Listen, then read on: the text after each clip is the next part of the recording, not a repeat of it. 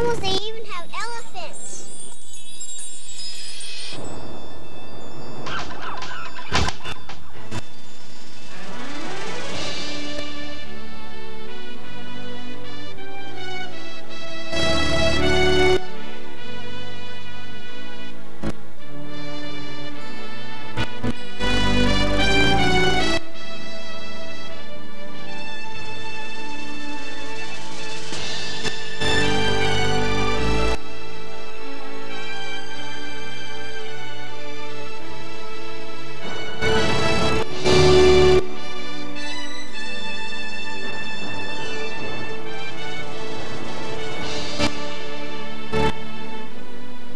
A place of spectacular entertainment.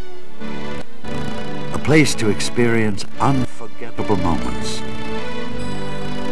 It is a place where you can reach out, touch, and be touched by the wonders of the animal world.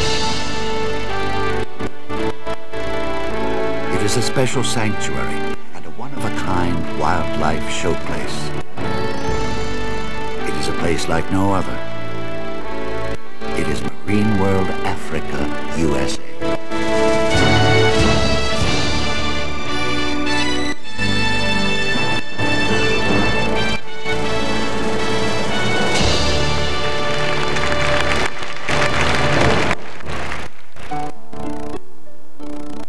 When Marine World opened in 1968 in its original location south of San Francisco, it was a modest marine park. But a few years later, a man named Mike Demetrius came to the park with a plan to create an attraction unlike any other. New exhibits and attractions were added as more visitors each season came to discover this unusual animal showplace. The addition of rare, exotic, and endangered species made Marine World Africa, USA one of the most comprehensive oceanarium and wildlife parks. As the park expanded, there was a growing understanding by the people of Marine World that animals respond to affection and caring just as people do. It was this special bond between the people and the individual animals that grew to become this park's most compelling feature. Then, ironically, this home for so many endangered animals became itself endangered. Its land was needed for commercial development. A new location was found across San Francisco Bay to the north in the city of Vallejo. Mike Demetrius started to plan a new park, 3 times the size of the old one. But first, he would have to figure out how to move 500 animals. In an unprecedented relocation operation, 100,000 tons of equipment, hundreds of trees and plants, and one of the world's great menageries would have to be moved.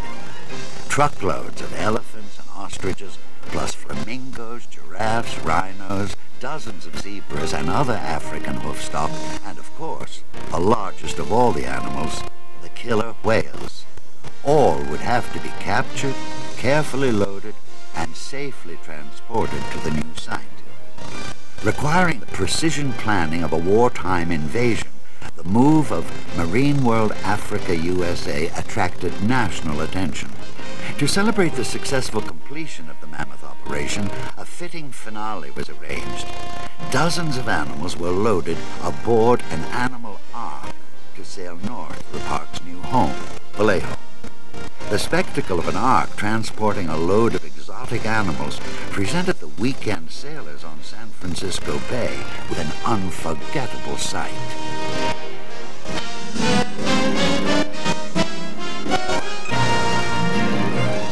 Now beautifully situated on 160 rolling acres, 30 miles northeast of San Francisco, this new Marine World Africa, USA was cause for celebration. For the people, who would enjoy a spectacular new entertainment and education facility, and for the animals, whose spacious new home would mean that innovative habitat areas could be designed with each animal's needs in mind. Truly a one-of-a-kind wildlife showplace, this would be the first such park to be owned by a non-profit organization, the Marine World Foundation.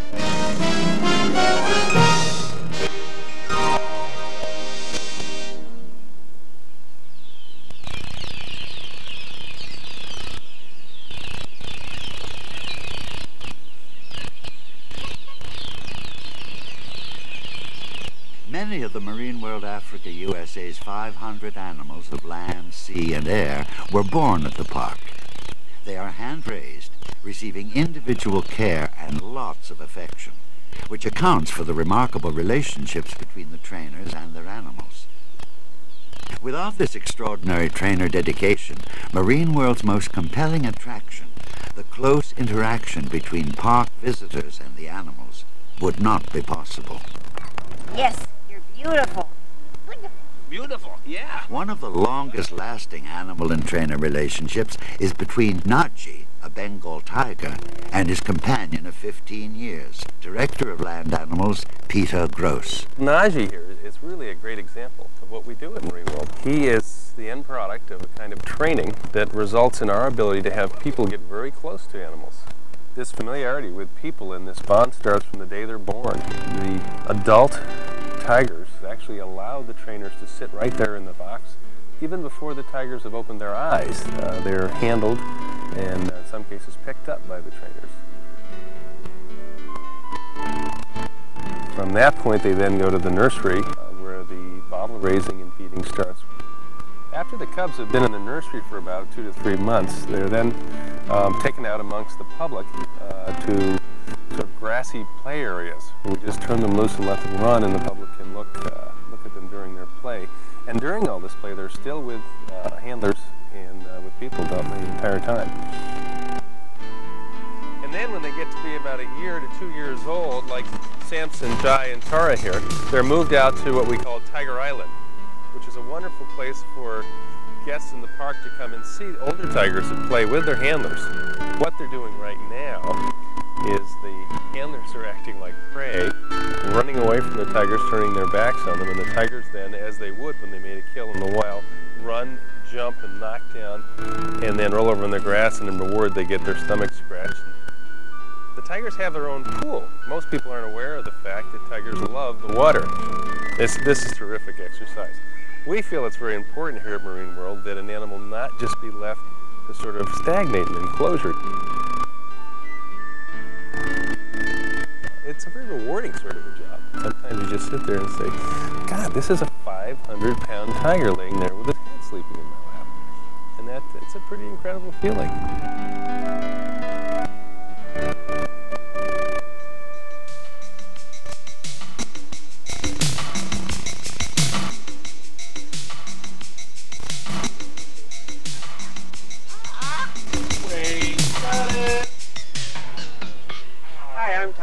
I'm the guy that takes care of all the reptiles here at the park, and I thought maybe by accident you guys might have forgot to put some reptiles in your shot. So here's Grendel.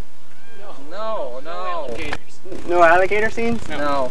So, how about some tortoises? I've got tortoises. No. And iguanas? No. Snakes? I don't think so. No. How about maybe later? Maybe not. Hi, Tom. Okay, give me back that parrot.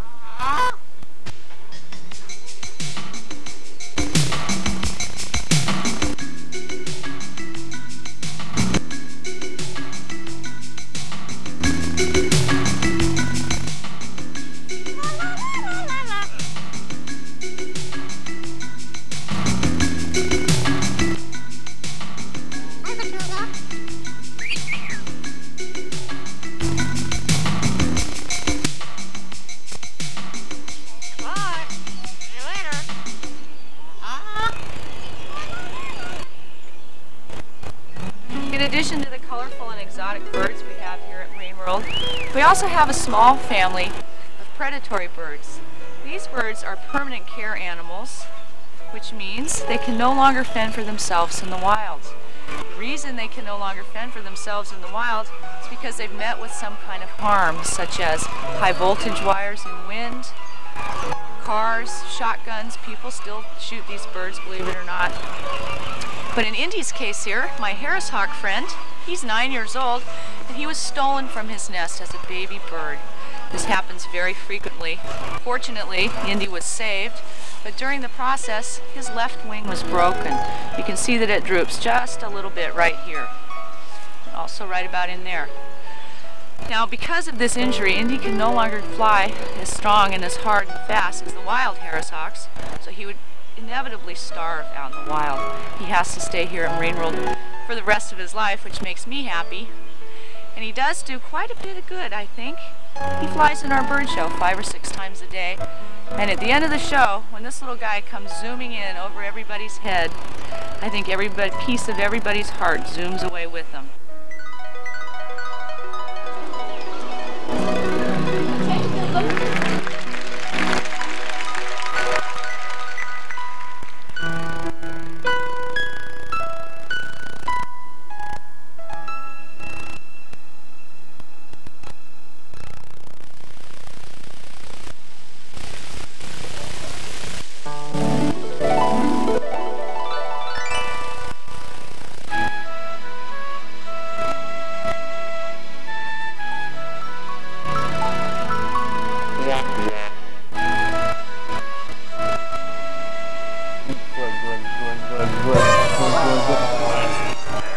Marvin, the swimming reptile. Tom, I don't think so. No reptiles. What? No reptiles? What kind of a show is this? Come on, Marvin, it's not you. We'll get you in later.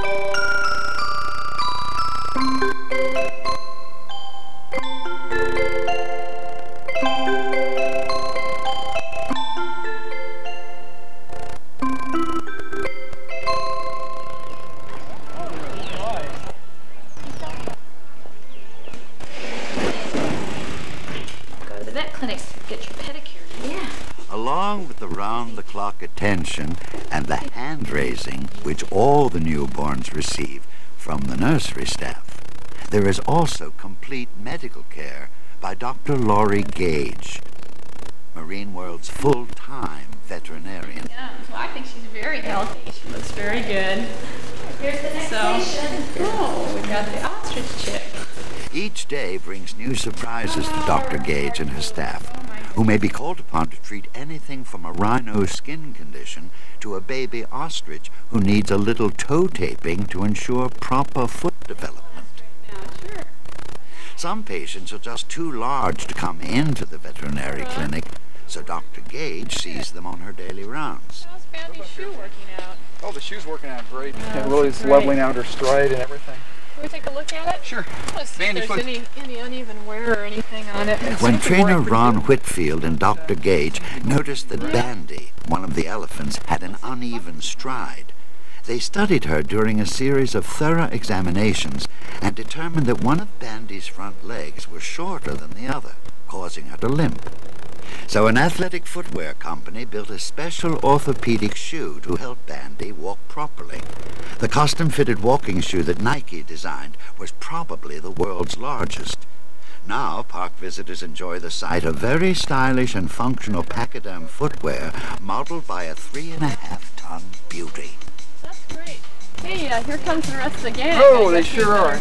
Better take the leader of the pack here with us. All right, Bandy, move up.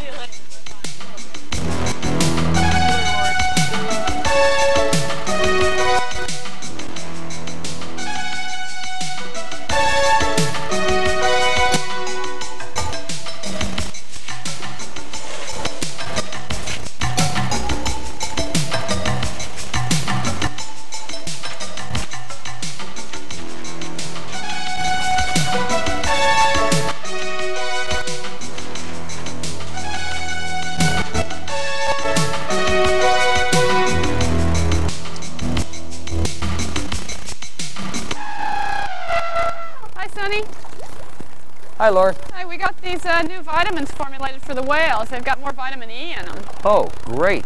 Big vitamins for big whales. Yeah. Hey, I hear the medical behaviors are coming along. They sure are. Caring for a killer whale represents a special challenge to Dr. Gage. At 10,000 pounds and 22 feet, conducting even a routine medical check on Yaka can present some difficulties. Which is why the marine mammal staff, headed by Sonny Allen, has been training the park's 2 female killer whales in a new series of behaviors to prepare them for future medical examinations. And then the next behavior is so that you can check her mouth for any foreign matter and also to see how healthy she is on the inside. And we so can go ahead and just touch her. Yeah, we get her what we call her body temperature here too. That's great. That's what we call desensitization, so that she's very relaxed and she doesn't have to worry that we're going to harm her in any way.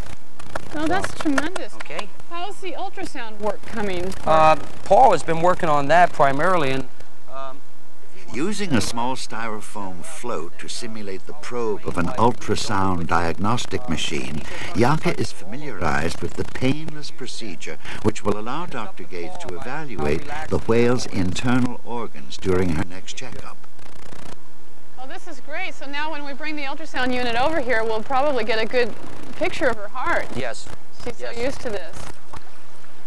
Well, listen, I think these medical behaviors just look fantastic, and next week when we do our physical examination, I'm sure it's just going to go like clockwork. Each day, better and better. All right, well, we'll see you next week. Okay, Doc. Bye-bye. Bye-bye, Yaka. Say goodbye.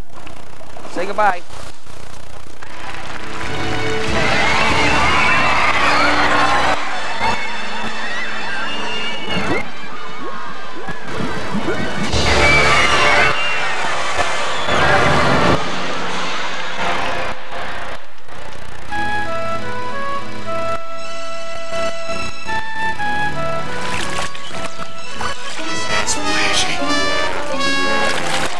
Oh, were you doing a shot here? Hey, well, I've got you.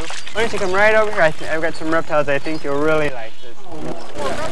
Yeah, right here. Beautiful animals. Harold and Rita. And they're real rock animals. I think you'd like them. They go great on rocks anywhere. No, I don't think so, Tom. No. Well, Afraid not. We're going to pass on them. We'll be right here when you need us. Yeah. Okay. Stay right there. Good girl, how are you this morning? Good girl. Tasha is a 2-year-old snow leopard. Unfortunately, Tasha was born blind. She was born at another zoo, but she's been at the park since she's about 8 weeks old now, and she gets along just great. From the start, we've done all we can to help her get along. Being blind, though, really hasn't hampered her spirit much at all. She's a very outgoing cat. She's real confident. She'll really do just about anything that a sighted leopard probably would. We just have to help her along a little bit, help her find her way around. If Tasha had been born out in the wild, she definitely would have not survived. Her mother probably wouldn't have even taken care of her. Tasha has a very important role here at the park. She really serves like an ambassador for her species. She's probably the rarest animal we have here at Marine World, and because they are so rare, it's important that people are educated about what the snow leopard is like. If they can see their beauty, then maybe they're going to care a little bit more about trying to preserve this beautiful animal. She can be found up to about 19,000 feet. That's why she's got such a thick coat on. Her feet, you can see how huge her feet are. They serve like great big snowshoes. She has a lot of fur on the bottom of them. And we hope that by people learning about snow leopards, they're going to care about them and hopefully try to help them. So when you guys grow up, you can do all you can to help save endangered species.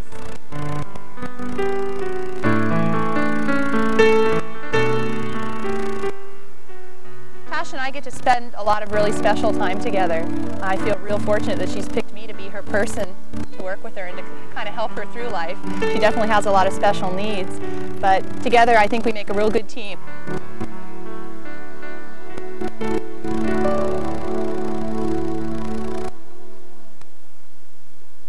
One question the Marine World animal trainers are frequently asked is, what do they eat? Not the trainers, the animals.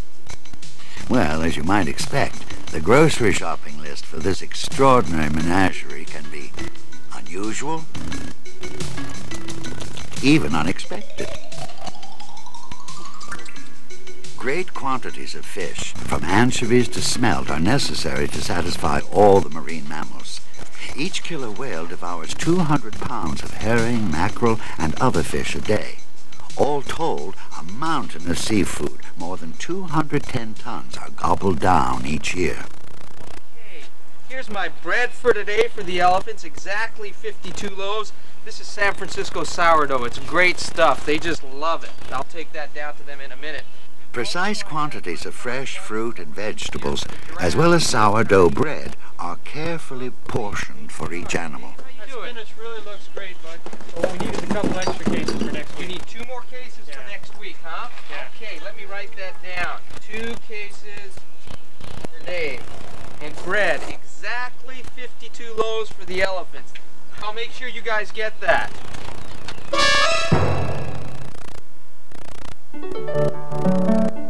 For 20 years, Tina the elephant lived inside a cramped concrete floor cage in a New York zoo. Unfortunately, when her only friend, her old keeper, died, Tina became lonely.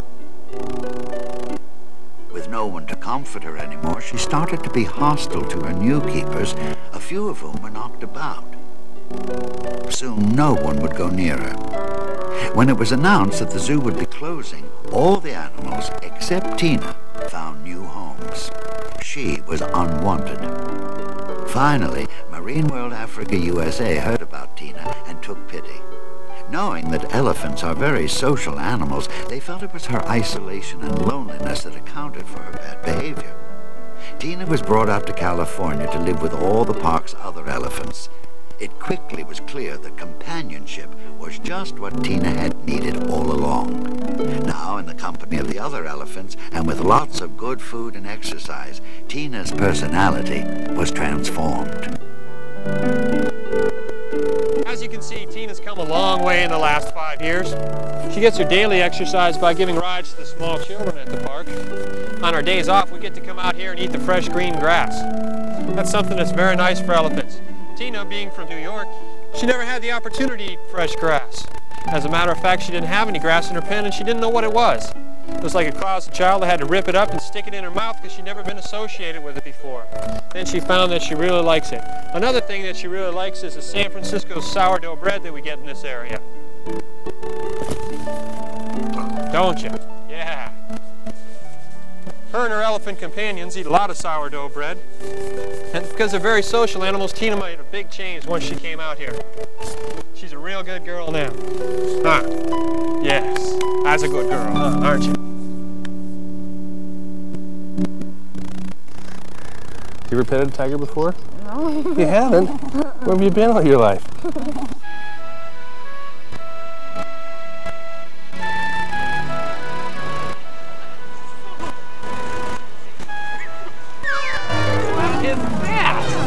Hi, Tom here. Hi, Tom. I thought this would be a good place for Alvin the snake. Oh, snakes. What do you think? No? No. Okay, well, we'll just be hanging around.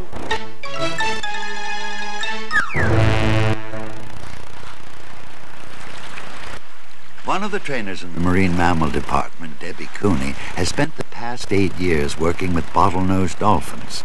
As a result of thousands of hours spent with these 5 dolphins, she has achieved a remarkable relationship, establishing mutual bonds of trust and affection. For Debbie Cooney, an enchanting moment occurs each time she descends into the dolphin pool. It's as if she's entering another world.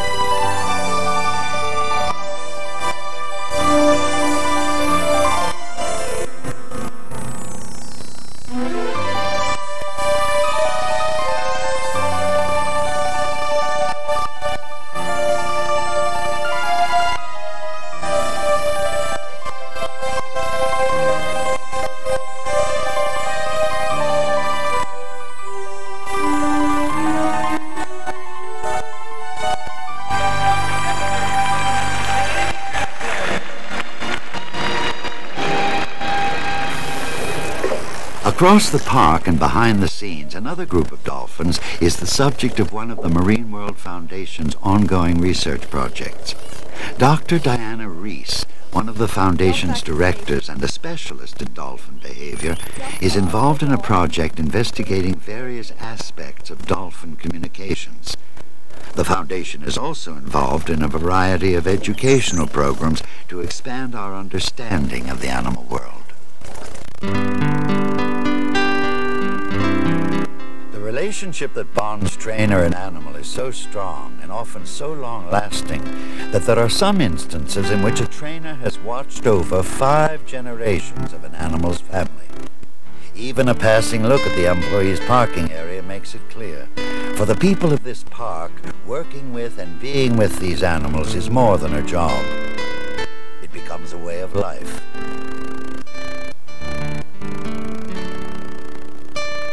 Everyone here shares a deep feeling for all these creatures, our earth-born companions. And for those who visit here, something special is in store. They will encounter the beauty and the prowess and the wonder of these animals, an experience quite unforgettable. To come this close to the animal world, increasingly rare in this time of threatened and diminishing species, is an experience which, like the animals themselves, is irreplaceable and touches our hearts. Actually just one of many animals in the marine world that people can get very close to. And I think it's important. Through this closeness, people become very attached to endangered animals and want to do something to preserve them. And I think that's just one of the many things that's very special here at Marine World. How about you, Naj? What do you think?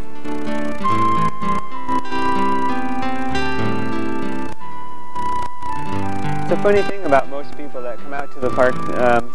They think that they don't like reptiles, but a lot of times it just takes them time to meet one before they realize that they do. One like Grendel here. And I think it is important that people meet reptiles and realize that they aren't so terrible, because reptiles do need all the friends they can get.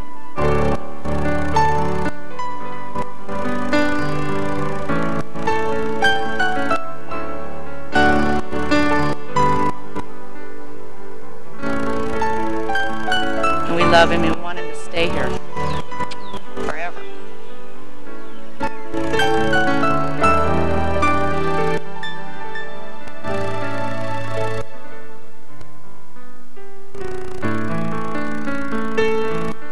Together, I think we make a real good team. We can help people to understand how important it is to save endangered species. She can get real close to people, and by seeing her, they realize how beautiful she is and how important it is to help an animal like this.